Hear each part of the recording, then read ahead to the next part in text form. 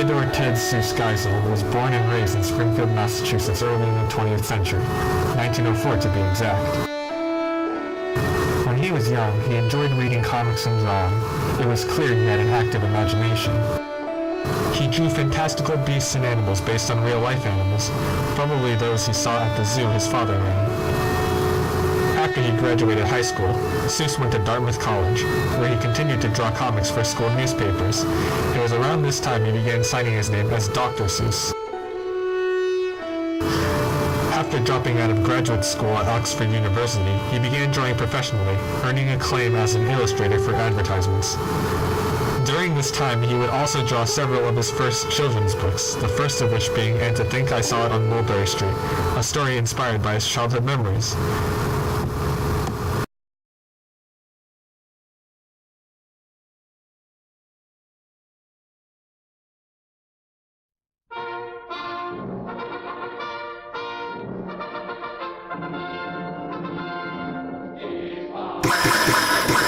In 1939, World War II started. Dr. Seuss was too old for the draft, but he had begun fighting well before America even joined in 1941. In the years before the war, he had turned to drawing political comics. Here, his personal philosophies and his belief that every person mattered were really salient. Essentially, he drew propaganda for the United States. He denounced fascism and called for America to do its part in fighting it.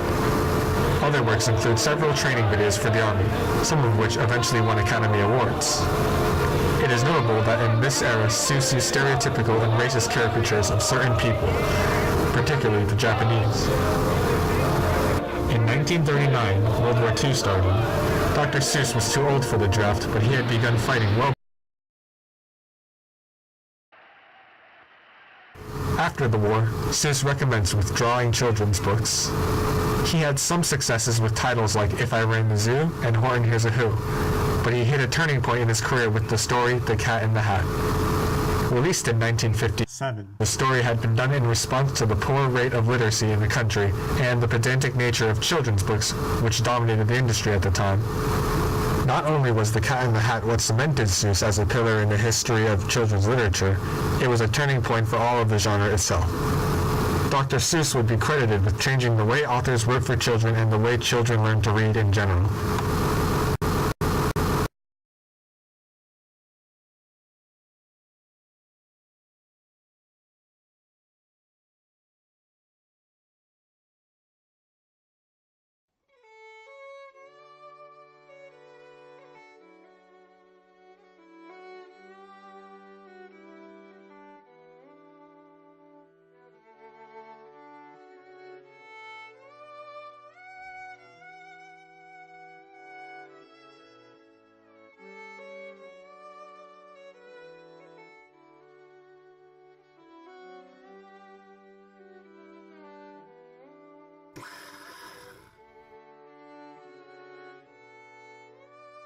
Dr. Seuss would continue drawing and writing both simple books aimed to teach and more complex stories with ideological messages.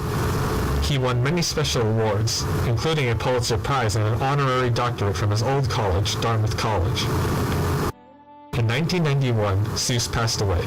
He was 87, and by the time of his death, he had sold hundreds of millions of books and was a distinguished and esteemed author.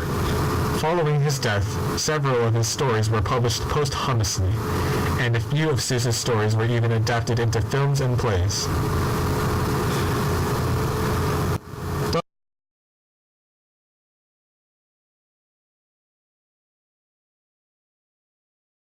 Today, Seuss's stories are managed by Seuss Enterprise, a branch of Random House Publishing run by Seuss's widow, Audrey Geisel. They continue to print his books, and those books continue to be some of the most popular children's books in the market.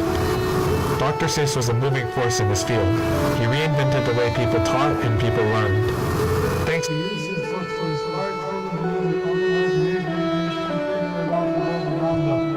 Thanks to him, generations of people have found pleasure in sitting on a couch and reading.